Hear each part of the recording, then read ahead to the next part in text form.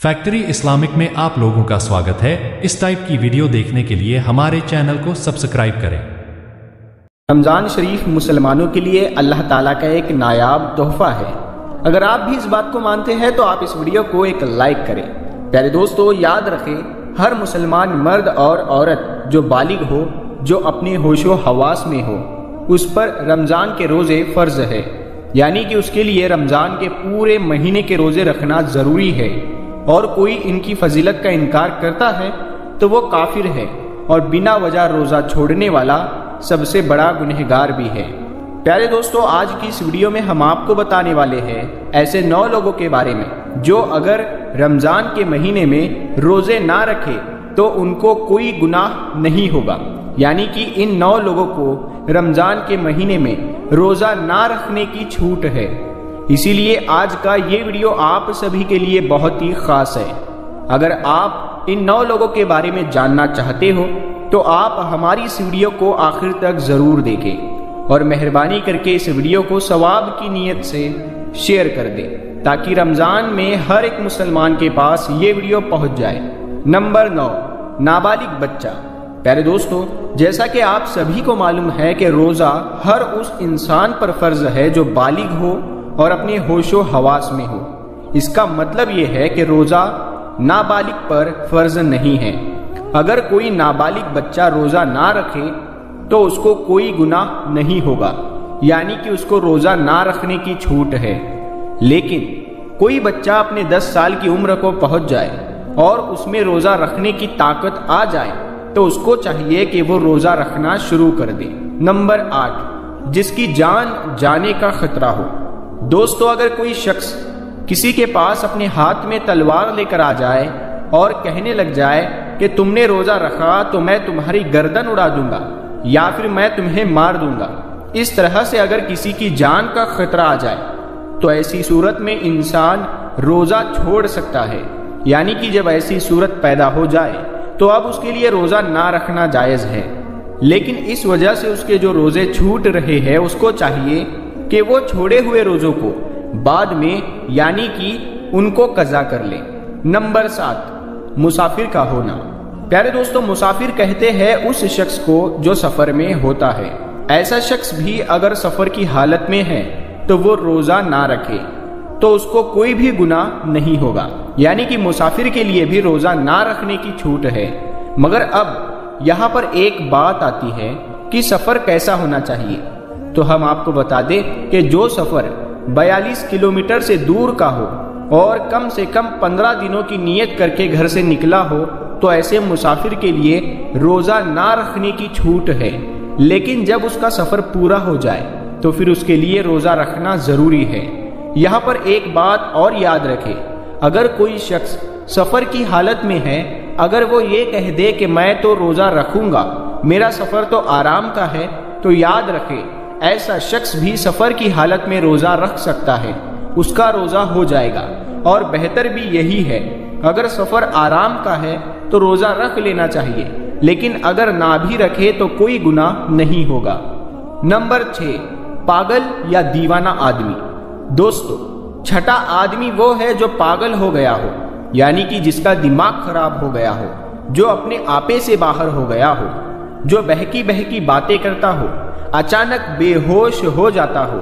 ऐसे इंसान के लिए भी रमज़ान के महीने में रोज़ा ना रखने की छूट है। यानी कि अगर ऐसा पागल आदमी रोज़ा ना रखे तो उसको कोई गुनाह नहीं होगा। मगर ऐसे इंसान को भी चाहिए कि अगर बाद में उसका दिमाग जब ठीक हो जाए, जब वो तंदुरुस्त हो जाए तो छोड़े हुए रोज़ों को कज़ा करे। नंबर 5, हैज निफास वाली औरत।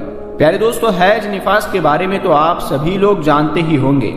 हैज कहते हैं जो औरतों के हर महीने मखसूस दिन आते हैं, और निफास कहते हैं बच्चा जनने के बाद जो खून निकलना है उसको निफास कहते हैं। तो ऐसी औरतों के लिए भी रमज़ान के जो महीने में जो रोज़ा रखते हैं उनको रोज़ा ना रखने की छूट है। यानी कि इन औरतों का भी रोज़ा रखना जायज़ नहीं है। यहाँ पर एक बात और याद रखें, इससे पहले जो लोग आपको बताए गए हैं अगर वो रोज़ा रख लेते हैं तो उनका रोज़ा हो जाएगा, मगर ये हैज और निफास वाली औरतें ऐसी है जो इस हालत में کبھی بھی روزہ نہیں رکھ سکتی ہے، یعنی کہ ان کا روزہ رکھنا جائز ہی نہیں ہے۔ اگر یہ اس حالت میں روزہ رکھ لیتی ہے تو ان کو سخت گناہ ہوگا، لیکن ہاں جب ایسی عورت پاک صاف ہو جائے تو ان کو چاہیے کہ وہ بعد میں ان چھوڑے ہوئے روزوں کو رکھ لے۔ نمبر 4، پیارے دوستو، چوتھا شخص وہ ہے جو اپنے بڑھاپے کی وجہ سے اپنی عمر کے آخری پڑاؤ میں پہنچ گیا ہے، یعنی کہ اپنے عمر کے بڑھاپے میں پہنچ گیا ہو۔